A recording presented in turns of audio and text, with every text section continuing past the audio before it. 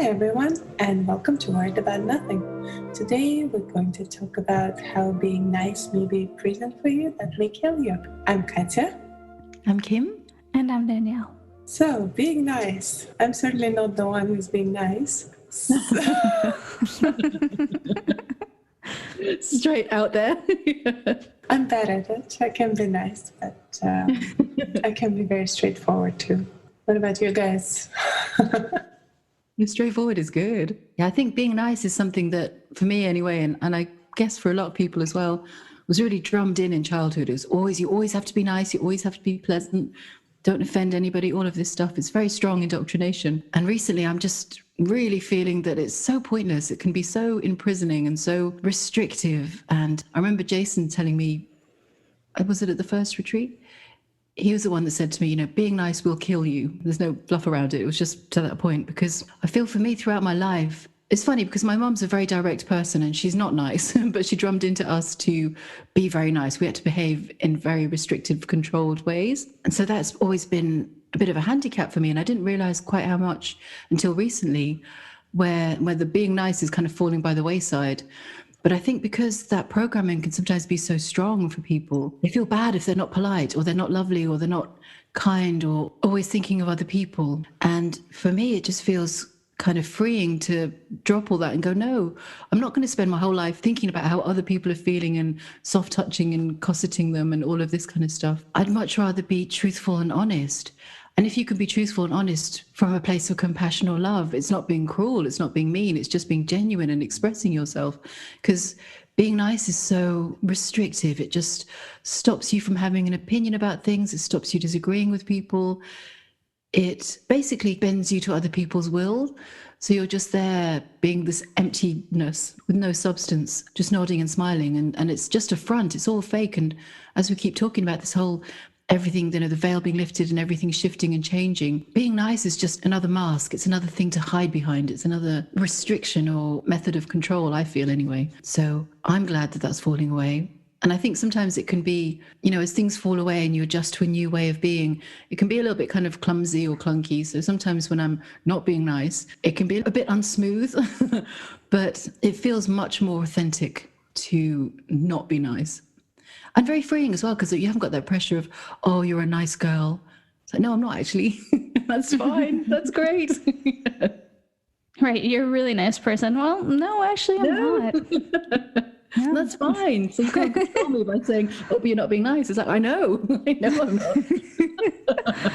It is. There's a certain element of freedom in that. I mean, it's just kind of tossing out the labels. It's like saying, okay, well, I'm not choosing to be this, whatever nice means to me or anybody else, but it's not like you're choosing to be, I don't know, whatever the opposite of nice would be, mean maybe all the time either. So you're not saying I have to be, mean and confrontational at all times. I can't be nice, but you're also saying, well, I don't have to be nice either. Yeah, exactly. Because all of these COVID restrictions are about being nice. It's making sure that everyone is safe, be considerate of other people, all of this stuff. And it's none of those things. It's just lies under those words, that it's not about those things. It's about control. And I feel that being nice is one of those things as well. It's about control. It's being controlled. It's restricting everything you think and feel and say and behave as. And breaking out of that box of niceness means you can be yourself. And it's much more important to be yourself. And I don't mean be yourself as in follow impulses to go around stabbing people or anything like that. It's not that's not the opposite of nice, but just expressing yourself. And if truth comes through and it's not in inverted commas nice, it's much more important to allow that truth to come through than to say something that's innocuous and bland and polite and all of these things. It's like one of our earliest podcasts when we were talking about how politeness kills or politeness is restrictive. It's a similar kind of cage that you put yourself in of being polite and being nice are similar, and they're just very diluted. It's diluting who you are and not allowing you to fully express who you are and be yourself. I'm very anti it at the moment. But it also means that if you're speaking the truth, it doesn't mean that you're not respectful to another person, right? You can still respect that person. You can still say things that they might not be nice, I know what you mean. It's, you can say something, be respectful, be loving, and be kind without being nice. Yes. Being respectful and loving and kind, if that's the truth that's coming through, great. But being nice is, to me, it's the energy of it is always looking at it from somebody else's perspective. Whereas if you're being loving and kind and respectful, that's coming from inside. So that's your expressing of what's true to you, as opposed to, oh, what are they going to think? Oh, I don't want to offend them. Oh, let's fit in with their views on the world.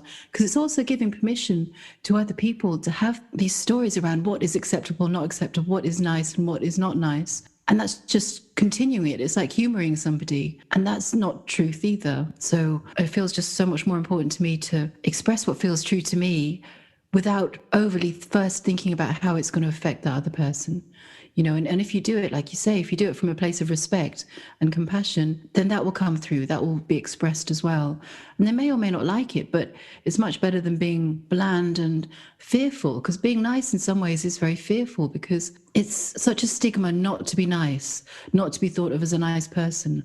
You know, when you've had that drummed into you from childhood, that acting under the umbrella of being nice is always being fearful of not being nice, always being fearful of hurting somebody's feelings, or them thinking badly of you, or somebody not liking you. Oh my God, God forbid that somebody doesn't like you, you know, all of those things which are really, really fearful. It's restrictive behavior.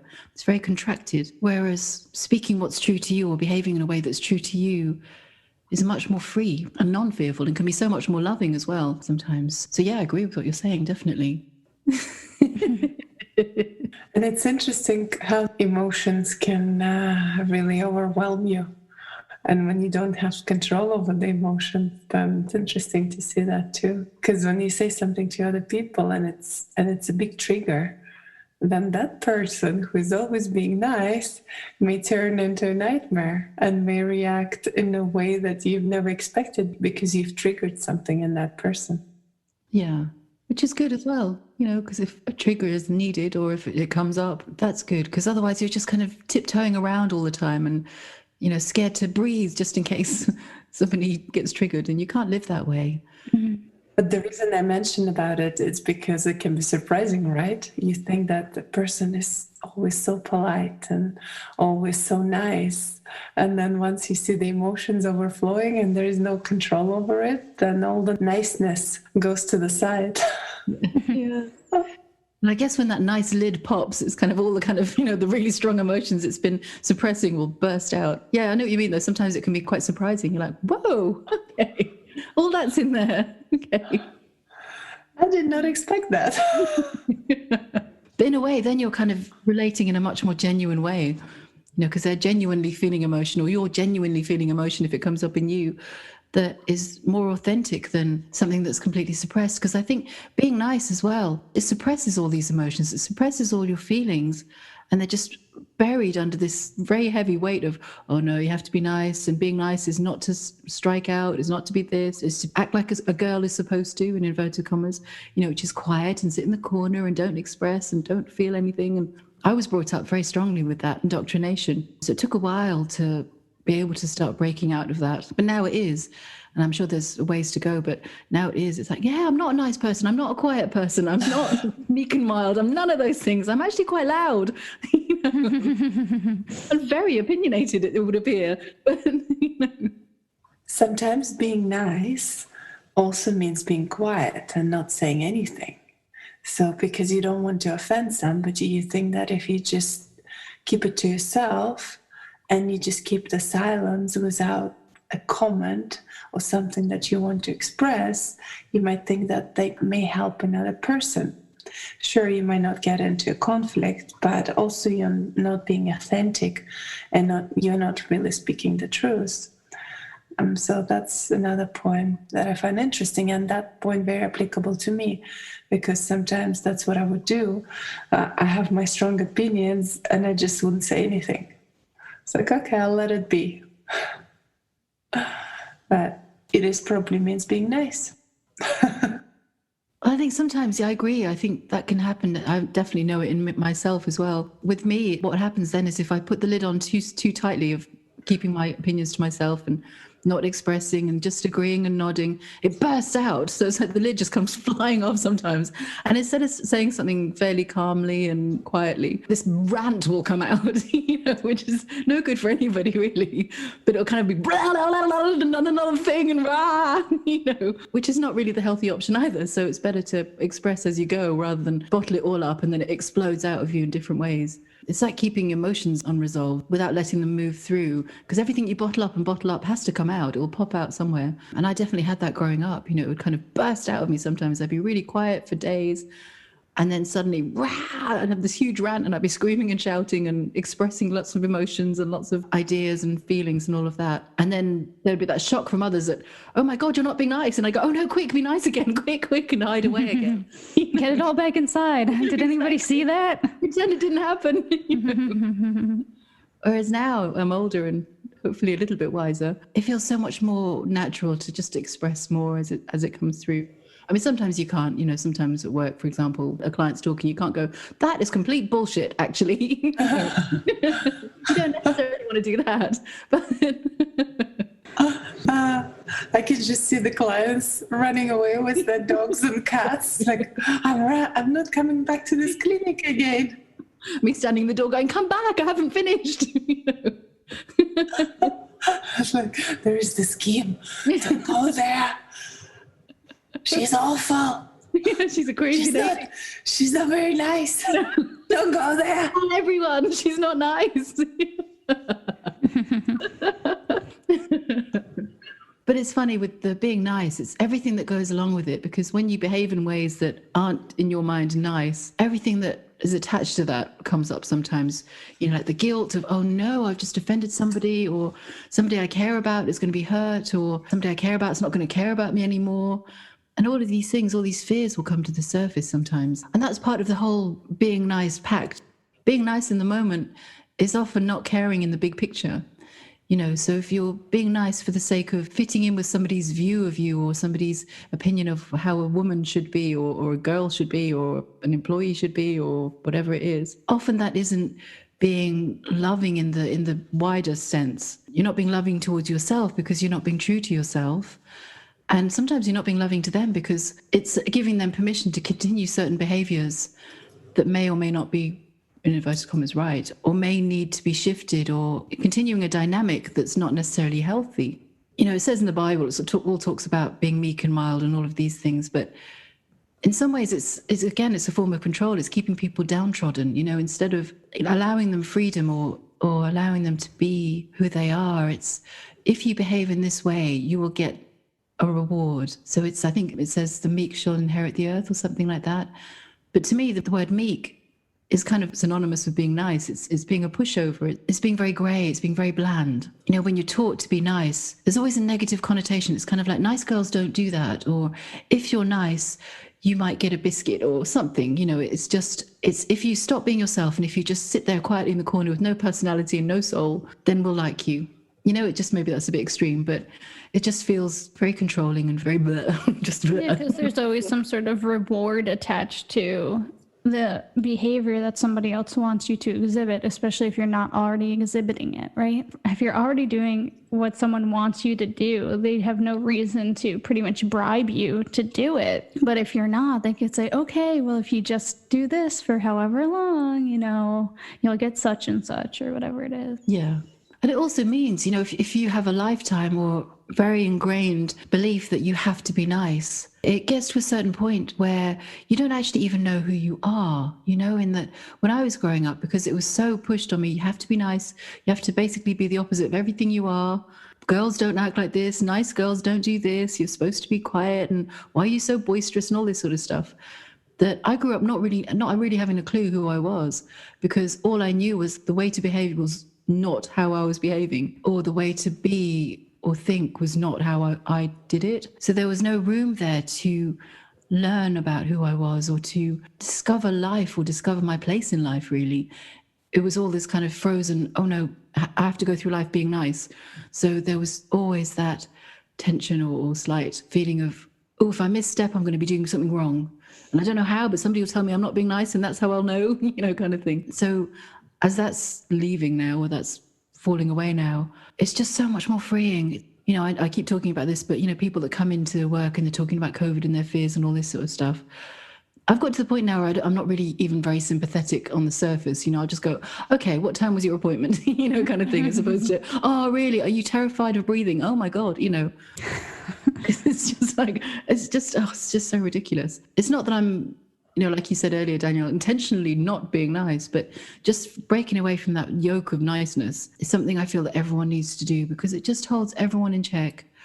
And it's just not real. It's just so false. It's so fake. That's what I was going to say, is there's like, it's not living, because if you're constantly responding from this template of this is what nice means, then you pretty much have your answers laid out for you, or your responses in whatever way. You're like, okay, well, people responded well to this before, you know, this was seen as nice before, so this will be the nice answer that I always give. And there's no room for life or truth to come through there, because maybe the answer, the true answer, isn't nice. It reminds me about learning the golden rule in preschool. They're like, you know, treat others the way that you would like to be treated.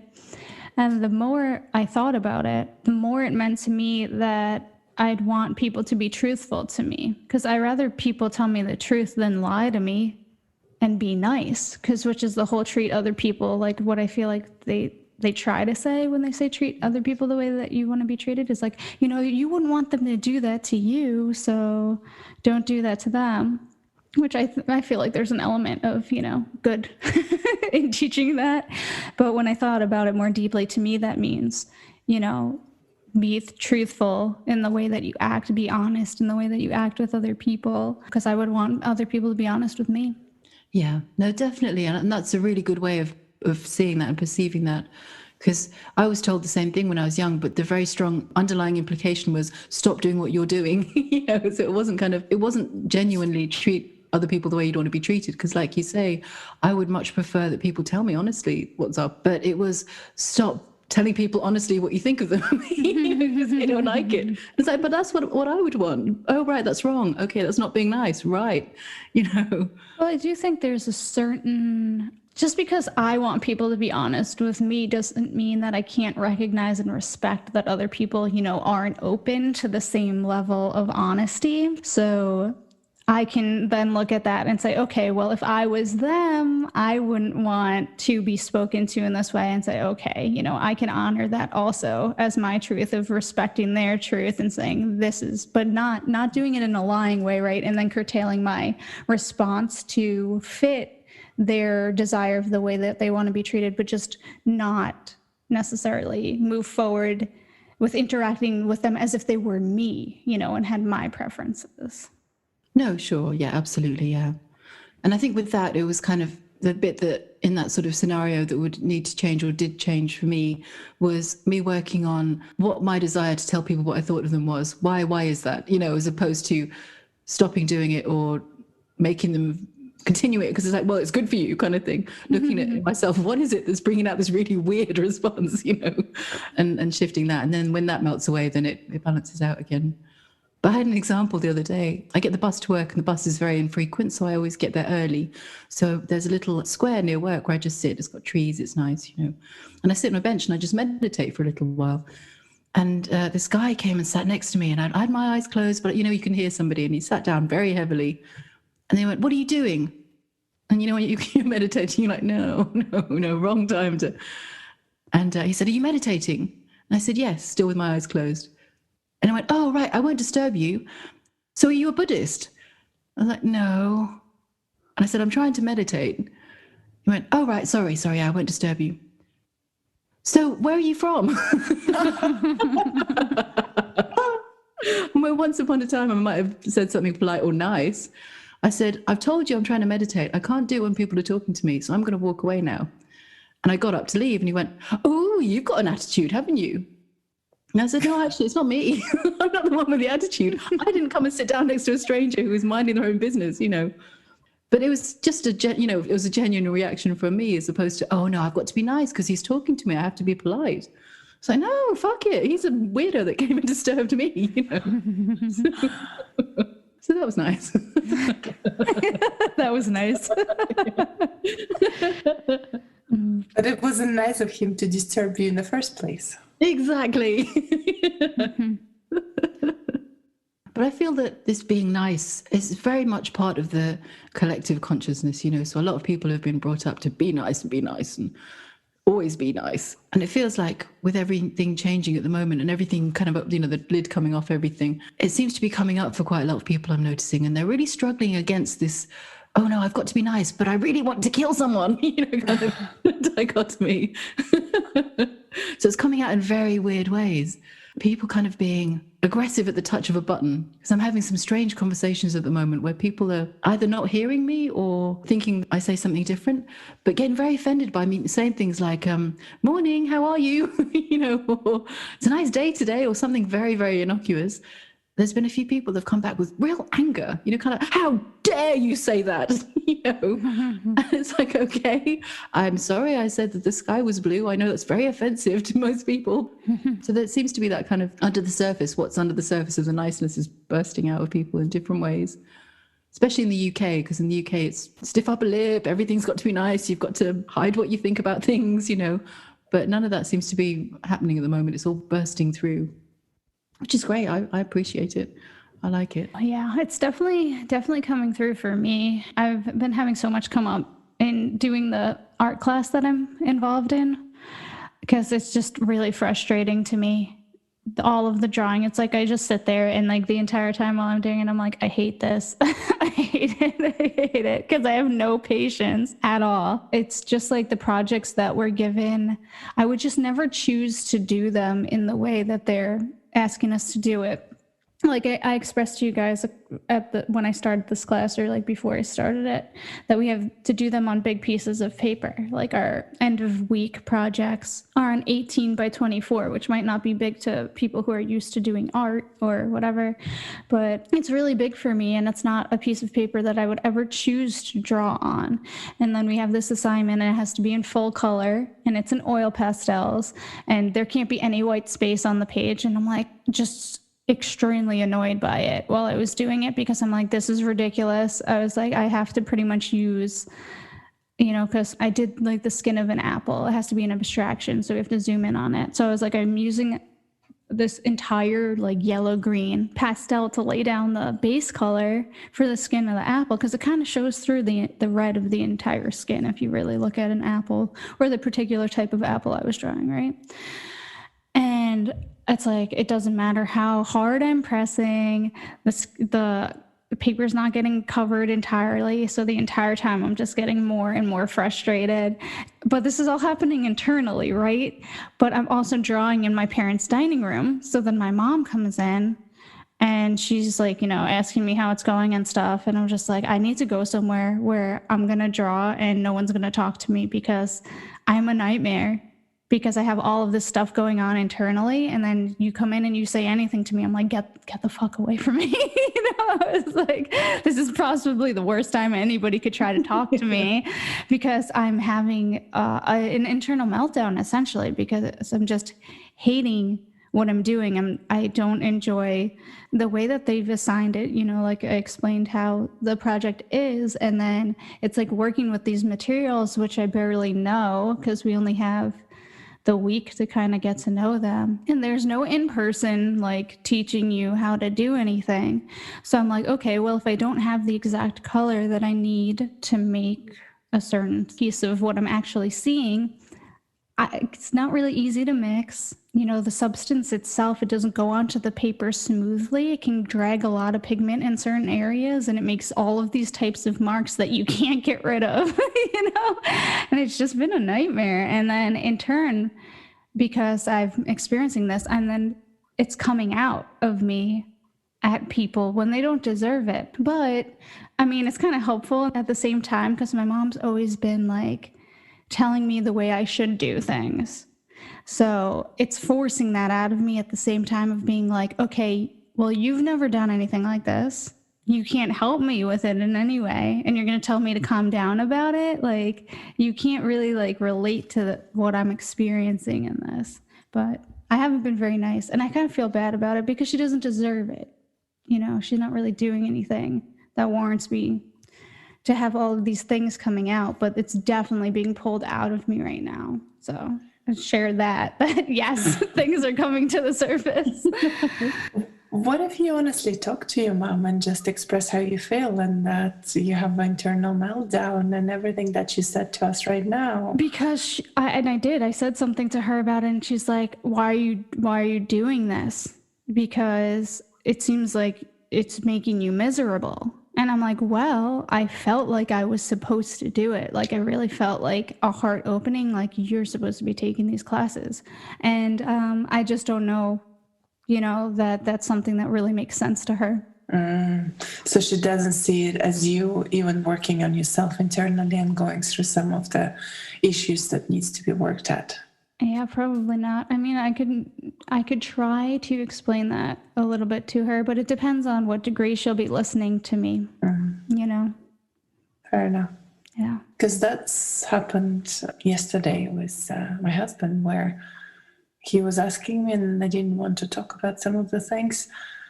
And I was like, well, screw that. I'm just going to talk about it. And it's really helped, because whatever was sitting there coming up, it was actually nice to see even a different perspective that maybe I wasn't seeing before. So for me, that was super helpful. I just know I have all this judgment coming up, when I'm doing it. I was like, I can see it. Like, when I backed away from it a little bit yesterday, and I was like, just judging the assignment, judging the materials, judging what's coming out on the paper, and then it's not looking the way I think it should look, instead of maybe, accepting whatever the marks look like and maybe seeing it a little differently and being able to work with it better. But it's like, it's very, I don't know, uncomfortable. So the course is really working very well for you, because you were looking into spiritual development, and in the way it's, boiling up all these issues in you and bringing them up, and you're able to see them. So it does what it's supposed to do, I guess. I mean, life is not in the way that you expected it to be. I mean, I don't really know what I expected at all from doing it. I just kind of followed, like, okay, it really felt like my heart was like, yeah, let's take these classes. And oh my God, it's just been a war, like an internal war. I'm like, I'm really supposed to be doing this, but then at the same time, I can see the value, right? Because I see all of this stuff that's pulling out of me. And I'm like, other people can just draw. They wouldn't care. They'd be having fun with it. They'd be like, oh, color, this is great. And I'm just like hating every single second of it. I'm sure there's many people who go through similar issues. I don't think you're alone. I'm sure there's other frustrated students in that class like you are. No, I agree with that. But I think, like, there are people who obviously they're artists, so they must derive some sort of pleasure in doing art. Not necessarily. No, there's a phrase, the tortured artists, the artists that hate everything they do and they question everything they believe, and it's all pain and angst, and they come out with a masterpiece, but it's cost, blood, sweat and tears, all of that stuff. But it sounds great, though. It's bringing so much up for you. Well, that's part of the reason why I want to stick with it, too. And I'm like, how do I explain that to my mom? I mean, I'll try, but I'm like, okay, so you see this terrible stuff, like these terrible emotions that I'm experiencing, that's then causing me to be a total bitch to you. So that's actually good. It's actually helping me, because life is supposed to teach you what truth is. And, this is leading me in that direction. Like, she's going to be like, what the hell are you talking about? I'll be like, it's hard to explain, but that's what it is. But it's good that you're expressing it. It's a genuine response. Even if the response is "fuck off and get out of my life." Oh no, it seriously has been like that though. It's like, and my mom's like, I'm just not gonna talk to you then. And I was like, that really might be best at this point. Like, just don't talk to me right now. I was like, I don't think I could be any meaner to you. And you're just like, I think I won't talk to you. I was like, maybe I just need to find a place though where I'll be left alone. What about your own room? What if you just do it in your room? This giant fucking pieces of paper, man. Where the hell am I going to set that up? I don't know, on the floor. I don't have a lot of space. Yeah, but then I have the models and I have to set up a light. Oh my God. The whole process. I hate it so much, because you look at art and you're like, oh, okay, someone saw something and they thought it was beautiful and they decided to capture it. She's like, oh, well, it's really good if you control the lighting in your space. I'm like, okay, well, the dining room is the only table that I have that will hold this piece of paper, and it's got a bunch of windows in it. So unless I'm going to be drawing at night, there's no way I have total control of the light in the space. I drew one of my drawings in my sister's closet so I could control the light for the charcoal drawing. And it's just like, I'm not the only one that finds all of this ridiculously cumbersome just to like set up something to draw. I don't know. It's just a lot. And it's... Well, you're doing it, so that's awesome. You're still doing it, but you're sticking with it, so that's amazing. I'm telling you, if I didn't feel the way that I did when I started these classes, there's no way. I'd just be like, I'm done. I'm quitting. I'm done. I don't want to do this. But it's good. It's good. Yes, that part is good. I'm sticking with it. Did you have any students who dropped from the class? It's an online class. I didn't pay attention to how many were there at the beginning, so I don't know who might still not be there. But I could probably figure it out if I wanted to, because we have to post discussion boards each week. So if there were a lot more in the discussion board in the first week compared to now, I'd be able to tell. It just makes me think, I'm like, I have an illustration course that I'm supposed to take next term, and I'm like, oh man, I hope something breaks within me, this pattern before then. So I'm not doing this the entire time through both classes. I'm just like praying. I'm like, please just help me learn what I'm supposed to learn.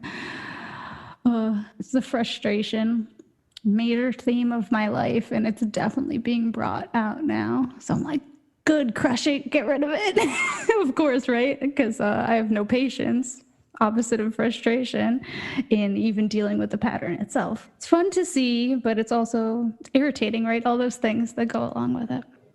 Good though, it is good. It's brilliant, and the fact that you're acknowledging it and dealing with it and seeing it, rather than denying it or pushing it under the carpet and all of that you could be doing, So it's bringing it up fast and intensely and yeah. At some point it will pop. So I wanted to share with the people who might be listening that it's not always a very neat and nice process, of expelling all of these emotions that have been held down. As Kim was saying, when you're trying to be nice, it's not always like, okay, well, I can just, not be nice now. Sometimes it really just boils up and gets flung out of you, or that's what it feels like. It's very out of control and chaotic, which is good for me too, because so much of my life has been trying to control things. Why are people nice? Because they want to control other people's responses that come to them. They want them to be nice to them, so I'll be nice to them, so they're nice to me. I like this. Boom. I think art, because it's such a, just in my experience, my limited experience, and just knowing I've done courses with other people and seeing and knowing what they're experiencing as well, I feel that with art, because it's such a pure thing, because essentially you're trying to capture the essence of something, so when you're trying to paint or draw something, it's capturing what it is, and that's next to impossible because you're just, you're doing a duplicate. And it brings everything up. So I've never done a course or done a piece of art or made anything where at some point I'm gone, I fucking hate it. It's shit. I'm so shit at this. I can't do, why am I doing this? Why do I think I can draw? What the hell? Just somebody burn my pencils, Break them all in half right now. Throw them in the trash. Exactly. It's like, it's just a shoe. Why can't I draw a shoe? Kind of thing. But then when you kind of have that click through and, you get better at drawing a shoe, you're like, oh, I can draw a shoe now. Look, But I think it's part of that whole process, because you have to be, my sense with art is it's because it's such a soul bearing thing. You can't just draw something with no emotion, or there has to be that you're connected to the art, you're connected to that piece, and it has to be a heart and soul thing, which is why I feel that even when you listen to interviews or read things about some of the great artists, there's always that soul searching and that doubt and that frustration that it's never perfect. You hear about artists, was it Turner, I think? He used to sneak into museums with a paintbrush and paint and try and, correct some of his paintings that were on display, because he was like, they're not good enough. They're still not good enough. I feel like it's there. It's that human reaction to it, because no matter how talented you are, there's always better, there's always more, because the energy of art and beauty is so much greater than what we can, as humans, can capture, really, truly. So there's always going to be frustration there. There's always going to be a oh God, it can be better, because what that is so not what's on my page, you know. So that's part of it as well. So it's great that all of this is coming up for you, because it's very honest. It's a very honest process. You can't do it and shut down emotion. You can't do it and not feel, you know. So if you're feeling, it's great. Yeah, right. It's like I could try not to feel, but it really doesn't work. Because I'm like, why can't I just open my heart and just be like, okay, you know, kind of heart to heart with my subject, and then just transfer it onto the paper. You know? Simple, right? Easy. Yeah. Do you have any examples of some of your work? Did you want to post them? Or I posted the charcoal drawing on my personal Instagram because I kind of liked it when I was done with it. I was like, oh, it's not so bad. And I also kind of hated doing that, parts of that. But this one I hated more. Very frustrating. It's okay though. I am enjoying that it's bringing this up because I know it's already in there. That's the thing. And part of being a student of Erasmus for so long is really starting to understand that everything that we experience already is existing within us, and it's just being triggered by the outside, but the outside's not actually doing anything. And that's why I brought up that other people could probably just sit and draw and enjoy it because they don't have these types of patterns within them that would be triggered by just simply sitting down and trying to draw something as realistically as possible. So it's good because now it's forcing me to see all of these tendencies that I have inside of me, and by becoming aware of them, then they have less control over me in all other areas, I guess. Well, it remains to be seen at this point. But I know that that's the theory behind it. Yeah, you must start seeing them in other areas too. No, it's good then, because it's like more and more awareness to it, right? More light will weed out the darkness of these patterns, and then eventually be free of them. Sounds exciting to me. It's not bad. I know it's like, it's difficult. It's hard. It's not like a fun thing to go through, but it's not wholly negative. Like, I don't see it as a completely negative experience. Although I will say it's not fun again. So it's not fun. At the same time, there is an element of fun though, clearly, because you could talk about it and see it for what it is. And because it's so intense, you know, it's deep work you're doing. Like you mentioned, you know, if it was just skating over the surface and you went, oh, that's not as good as it could be, but never mind, you know, there would be no kind of deep cleanse that's happening. So that's part of the fun in inverted commas as well, or the knowing that what you're going through is profound, which sometimes when you're going through those tough moments of, you know, all your shit coming up and everything right in your face and it's so intense you can't see past it, just knowing that sometimes can help. It's like a little flame of light, you know, through all the darkness, because, you know, we all get stuck in those moments where things come up and they're so close you can't see anything but that thing, and it's really intense because you know, at times you're like, well, am I just going to be experiencing this forever? Is this how my life is now? You know, right? This is how my life has always been. Is it always going to be this way? That's really how it gets, though, right? Yeah, it's like all you can see. Yeah, exactly. But then when it moves through, and kind of sometimes holding on to that knowledge that it's good, because the more intensely I feel it now, the less intensely I'll have to feel it next time, maybe. You know, maybe, right? Yeah. But just kind of feeling it. I know it's really hard to do, but, you know, easy to say, but it's that kind of just allowing yourself to feel it as fully as you can, which I find really difficult sometimes. But when you do that and it passes through, you're like, oh, that was a big layer. That's good. You know, breathe again, you know, kind of thing. But yeah, it's full on. It's definitely full on. It'd be good to burn it out, though. Burn out all that frustration. Yeah, but that's what you're doing. You're burning it out because you're feeling it, you're seeing it, you're acknowledging it. That's how you do it. Trying. Sure, I'm trying. Yeah, so I definitely think that was appropriate for our conversation on being nice, because I was like, oh man, I guess I spent too much time being nice. And it's funny because I don't really feel like it was that nice to begin with. I was always kind of like mean in a defensive way, kind of like I'll be mean and sarcastic towards you before you can do it to me. But I guess it was more of like a protection mechanism than really truly expressing either. It wasn't a true expression. There's no vulnerability in it. Whereas there is now with what you're feeling, and in your response to your mother, it's a very genuine response, and so it'll bring up her stuff, and whether she's aware of it or not, it'll help her move through some things that, that dynamic that you have between you. So that's also part of it. Right. And what helps in all of that is if I can't do this all the time, and I don't know how frequently I do it, is but maintaining that view of everybody being whole. You're whole, they're already whole. I find that really helps in the journey of being honest versus being nice, because you're seeing that there's I have to be nice to them because ... and that's in itself is a judgment of them not being whole. They can't handle, me being truthful with them, and that serves no one. Yeah. Because it's not the truth, right? It's not the truth. We're all whole, even though, sometimes we're not experiencing that as our reality, but that's the truth of it. Yeah. And it's also arrogance on our part. If we feel they can't handle the truth, I always think of that film whenever I say that phrase. It's terrible. But, if we feel that we have to be nice to protect them from something, it's incredibly arrogant of us, in oneself to go, oh, well, I know you better than you know yourself, and I'm so much more superior than you, and that I have to protect you from something that's truthful in me. It's horrible. It's all ego. It's disgusting. It's yucky. So like you say, it's not seeing them as whole. It's seeing yourself as being higher than them or better than them, and looking down on them going, oh, it's like, I'll protect the puppy from the wolf at the door, kind of thing. So yeah, that's not authentic either.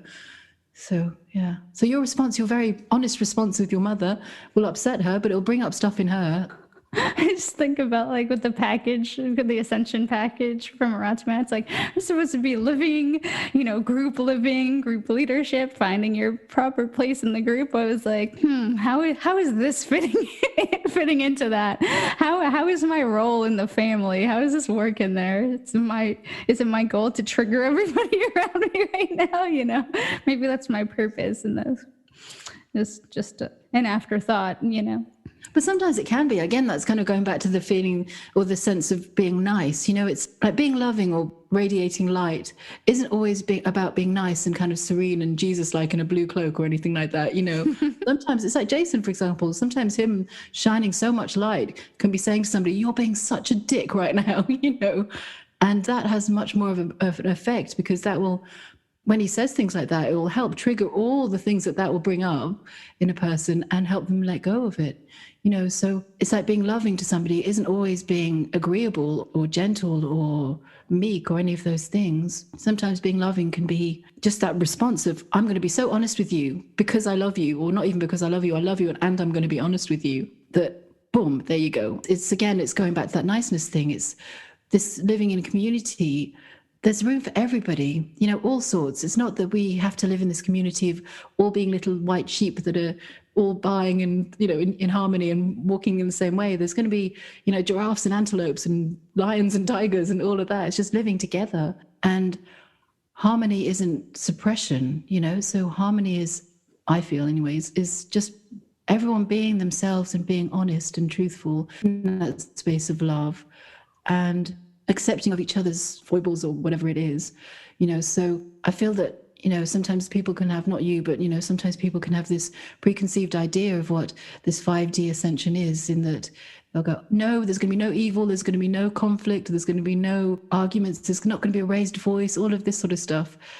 And that's just sanitizing everything. That's trying to make, 5D just this, Mr. and Mrs. Nice paradise, that doesn't feel true to me. So sometimes conflict is needed just to shift things or to kind of bring things to the surface. So conflict in that respect can be good, in that you're going through inner conflict with all of this stuff that's coming up in you. And that's great because you're shifting it all, you're looking at it. I think everyone's role in their community or society is shifting and changing. And sometimes it will be, being loving and supportive. And sometimes it will be, no, you're wrong, or no, this is not the way it is. And that's not truthful or whatever it is. And there's room for all of that, I feel. Maybe that's just me not understanding it. But just to me, that's my sense of it. It's just acceptance of who people are rather than trying to make them into something else. Could be completely wrong, but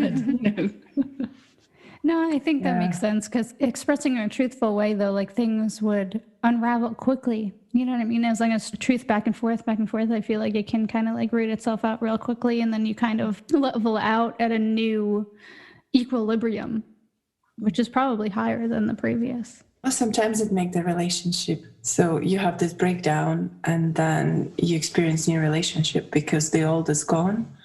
And there is new, freer kind of relationship that you haven't seen before. And then everyone is happier. I've seen the death in relationship before, and it's actually, you feel it at the time, like it's gone, like there's nothing left, there is no more relationship. And then there is a rebirth of a new one that is much more freer and less dependent on these ideas and the sets of habits that you used to have to each other. And it can be something beautiful. So again, maybe having a conflict, that's what needed to have this breakup of this relationship in order to build something new. Yeah, very good point. Yeah. And this was our conversation about being nice. Thank you for listening to us. Please like us, subscribe to us, and hit that bell button so you don't miss our next podcast. And see you next time. Bye.